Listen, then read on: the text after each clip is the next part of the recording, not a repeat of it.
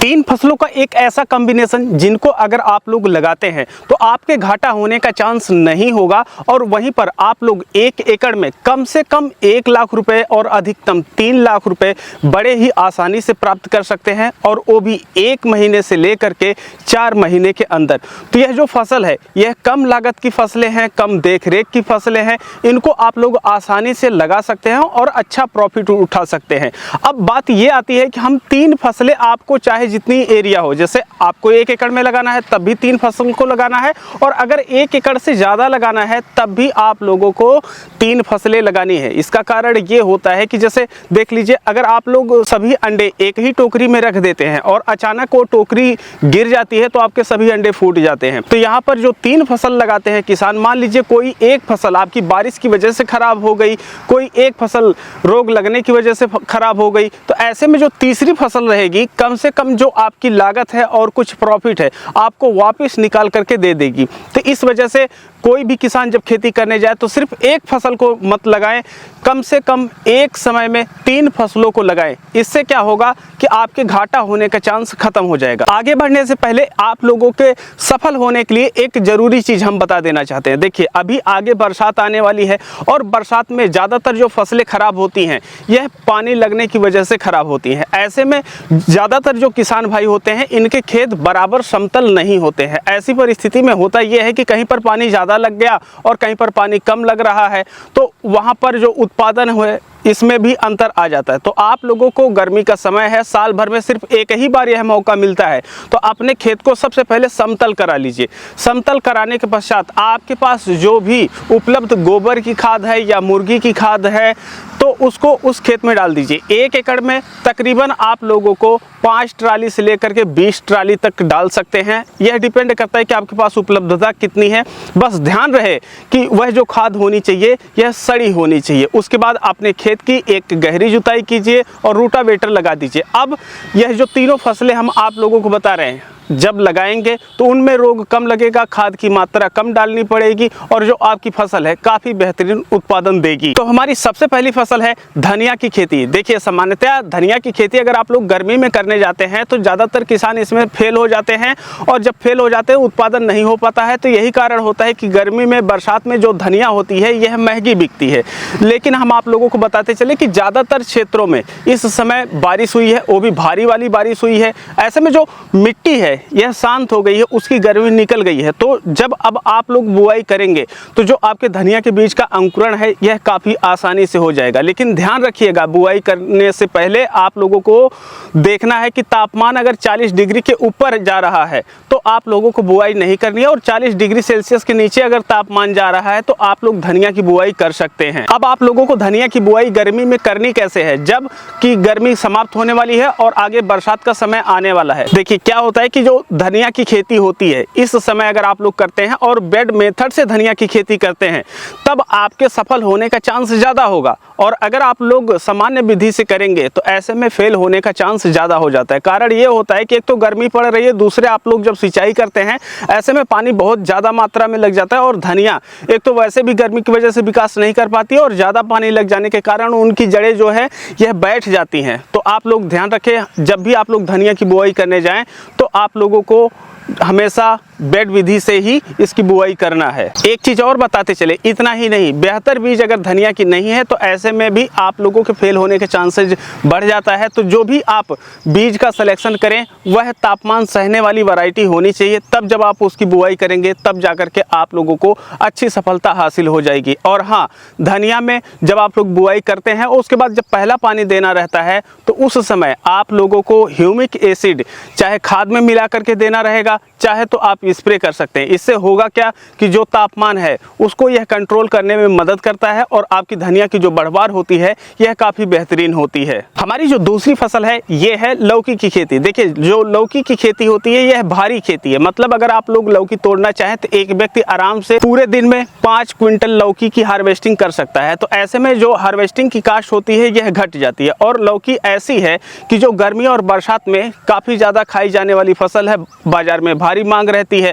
और लौकी का जो पौधा होता है यह तापमान को ज़्यादा सह लेता है और इसके साथ साथ इसमें रोग भी काफ़ी कम लगते हैं। तो आप लोग अगर लौकी की खेती करते हैं तो आपको बेहतर मुनाफा देखने को मिलेगा, लेकिन इसके लिए आप लोगों को अगेती लौकी की खेती करनी पड़ेगी। अगेती करनी है तो कैसे करनी है, देखिए अभी मई चल रही है और ऐसे में बारिश के बाद जो मौसम है यह अभी थोड़ा सा गर्म हो गया है, लेकिन जून के पहले और दूसरे सप्ताह में आप लोगों को लौकी की बुआई करनी है। अब जब लौकी की बुआई इस दौरान कर देंगे तो जो लौकी का उत्पादन शुरू होता है यह 40 दिन में शुरू हो जाता है। मतलब 1 जून को अगर आप लोग बुआई करते हैं तो लगभग 10 जुलाई के आसपास आपका उत्पादन आना शुरू हो जाएगा और उस दौरान मार्केट में सब्जियों की काफ़ी कमी होती है। तो ऐसे में जो लौकी का रेट होता है यह काफ़ी ज़्यादा बेहतरीन मिलता है। अब हम यहाँ पर एक चीज़ और आप लोगों को बता देना चाहते हैं कि अगर आप लोग लौकी की खेती करने जा रहे हैं, क्योंकि आगे बरसात आ रही है, तो आप लोगों को हमेशा मचान विधि से करना है। अगर आप लोग मचान विधि से करते हैं तो जो आपकी लौकी निकलती है वह काफ़ी साफ़ होती है, चिकनी होती है, चमकदार होती है और सही आकार में होती है। तो इस वजह से बाज़ार में अच्छा रेट मिलता है। अगर आप सामान्य विधि से करेंगे बरसात में तो यह सफल नहीं हो पाएगी। तो मचान के लिए आप लोग क्रॉप नेट वगैरह लगाना चाहें तो लगा सकते हैं, या जैसे परंपरागत विधि से लोग लगाते हैं उस तरीके से भी आप लोग लगा सकते हैं। और इसके साथ साथ अगर आप लोग बेड मेथड से इसकी बुआई करें तो ज़्यादा बेहतर रहेगा। कारण यह है कि कई ऐसे क्षेत्र होते हैं जहाँ पर जब ज़्यादा बारिश हो जाती है तो वहाँ पर पानी लग जाता है। अगर आप बेड बनाते हैं तो ऐसे में थोड़ा अगर ज़्यादा बारिश भी हो गई है, पानी नहीं निकल पा रहा है, तो भी आपके लौकी के पौधे को सूखने की जो संभावना होती है यह कम हो जाती है। तो आपको यहाँ पर 2 चीज़ ध्यान देनी है। पहला तो बेड मेथड से करने की कोशिश करनी है और दूसरा क्रॉप नेट या झालर विधि से इसको करना है, तब जाकर के आप पूरी तरीके से सफल हो जाएंगे। यहाँ पर एक चीज़ और आपको बता दें कि अगर आप लोग लौकी से लंबे समय तक उत्पादन लेना चाहते हैं, ज़्यादा उत्पादन प्राप्त करना चाहते हैं, तो जब लौकी का प्रोडक्शन शुरू हो जाए तब आपको हर हफ्ते उसमें कुछ ना कुछ खाद देनी रहेगी।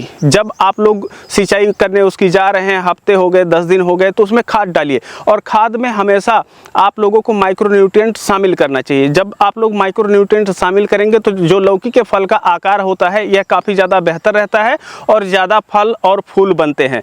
तो ये थी लौकी के बारे में वह खास जानकारी। बाकी अगर आप लोग इसकी डिटेल में वीडियो चाहते हैं तो हमें बता दीजिएगा, हम स्पेशल वीडियो लेकर के आ जाएंगे। अब हमारी जो तीसरी फसल है वह है भिंडी की खेती। देखिए भिंडी की तोड़ाई करने में थोड़ी सी परेशानी आती है, लेकिन इसके जस्ट पहले हम आप लोगों को बताए हैं लौकी की खेती। लौकी का जो फल होता है यह भारी होता है, तोड़ाई करने में आसानी होती है और तोड़ाई का खर्चा काफ़ी कम आता है, समय आपकी बचत होती है। लेकिन वहीं पर भिंडी में थोड़ा सा समय ज़्यादा लगता है और इसका जो तोड़ाई का खर्चा है लौकी की अपेक्षा ज़्यादा आता है। तो इस वजह से हम कॉम्बिनेशन बनाए हैं ताकि आप लोगों को एक स्टेबिलिटी मिल सके। वहीं जहाँ पर लौकी का जो रेट होता है ये जल्दी से गिर जाता है जब मार्केट में बहुत सारी लौकी आने लगती है, लेकिन वहीं पर जो भिंडी का रेट होता है ज़्यादातर समय आप लोगों को बेहतर देखने को मिलता है। तो यह एक कॉम्बिनेशन जो होता है एक किसान को स्टेबल इनकम लंबे समय तक देता है और किसान घाटा होने का जो चांस होता है यह कम हो जाता है। अच्छा, जो आपकी भिंडी है ना, यह बरसात के प्रति थोड़ा सा सहनशील है। इसमें अगर पानी भी लग गया तो ऐसे में यह सूखती नहीं है। तो चलिए अब हम आप लोगों को बताते हैं कि कौन सा तरीका आजमाएंगे ताकि बरसात में आप भिंडी का अच्छा उत्पादन प्राप्त कर सकें। इसके लिए क्या करना है, आप लोगों को जब बुआई करने जाना है तो आप लोग सामान्य बुआई कर दीजिए। ऐसे समतल खेत है उस पर आप बुआई कर दिए, नमी है, पौधे का जमाव हो गया। अब जब पौधा आपका 6-7 इंच का हो जाता है तब आपको खाद डालना है और खाद डाल करके उसके बाद उसी मिट्टी को चढ़ा देना है।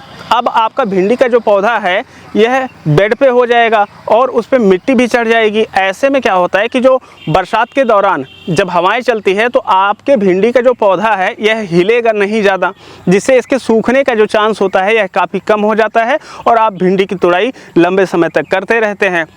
तो ये तरीका आप लोगों को ज़रूर ध्यान देना। उसके बाद बात ये आती है कि जो भिंडी है मार्केट में कई ऐसी वैरायटी उपलब्ध है, तो आप लोगों को ध्यान ये देना है कि आपके क्षेत्र में जो भिंडी की साइज़ चलती है, जो क्वालिटी चलती है, जो कलर चलता है, उसको ध्यान में रखते हुए आप लोगों को भिंडी की बुआई करनी है। और जब आप लोग बुआई कर देते हैं तो जो भिंडी की ज़्यादातर वैरायटियाँ हैं लगभग 40 से 45 दिन में अच्छा खासा उत्पादन देना शुरू कर देती है। और जब कोई फसल उत्पादन देना शुरू कर देती है तो आप लोगों को हफ्ता 10 दिन के अंतराल पे उसका प्रबंधन करते रहना चाहिए, जिसमें आपको खाद अनिवार्य रूप से देना चाहिए। और एक चीज़ का ध्यान रखें, भिंडी की फसल में ज़्यादा यूरिया का प्रयोग ना करें, नहीं तो पौधा जो होता है ये लंबा चला जाता है और आपको फल कम प्राप्त होते हैं। तो जितना आवश्यकता हो उतना ही आप लोग यूरिया का प्रयोग कीजिए। बाकी DAP है, पोटास है और माइक्रोन्यूट्रिएंट, अगर यह संतुलित मात्रा में आप लोग देते रहेंगे तो लंबे समय तक आप भिंडी से क्वालिटी वाला उत्पादन लेंगे। और जब उस भिंडी को लेकर के आप बाजार में जाएंगे तो आपको बेहतर रेट प्राप्त होगा। अब यहाँ पर जो 3 फसलों का कॉम्बिनेशन बनाए हैं, इनके कारण हम बता देते हैं। देखिए, पहले तो धनिया है जो कि अगेती आप कर रहे हैं तो यह मार्केट में जाएगी तो अच्छा रेट देगी। अगर उसमें फेल भी होते हैं तो उसकी जो लागत आती है कम आती है, तो ऐसे में आपका ज़्यादा पैसा बर्बाद नहीं होगा। और वहीं पर अगर उत्पादन हो गया तो आपको बेहतर रेट, बेहतर प्रॉफिट प्राप्त हो जाती है। और धनिया जो होती है लगभग 30 से 35 दिन में, अधिकतम 40 दिन में आपका खेत खाली कर देती है और आपका पैसा आ गया। अब जो आगे देखभाल करनी है लौकी की और इसके साथ साथ भिंडी की, तो उसमें धनिया वाला पैसा आप लोग इन्वेस्ट कर सकते हैं।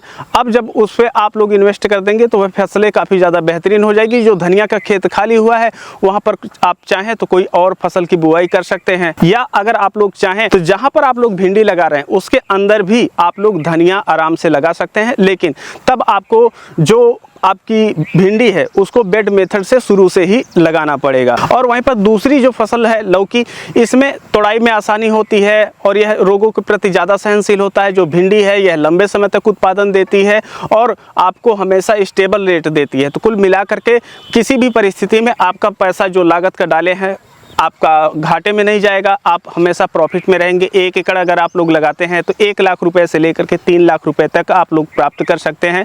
बस अगर आपका प्रबंधन अच्छा रहेगा तो सब कुछ बेहतर रहेगा। इन तीनों फसलों के बारे में अगर आप लोगों को डिटेल में वीडियो चाहिए तो हमें कमेंट करके बता दीजिएगा, डिटेल में हम वीडियो लेकर के चले आएंगे। आप लोग उसको देख करके सेम उसी तरीके से कीजिएगा, आप आसानी से सफलता प्राप्त कर लेंगे। तो हम मिलते हैं आप लोगों से एक नई वीडियो में, तब तक के लिए चलते हैं। जय जवान जय किसान।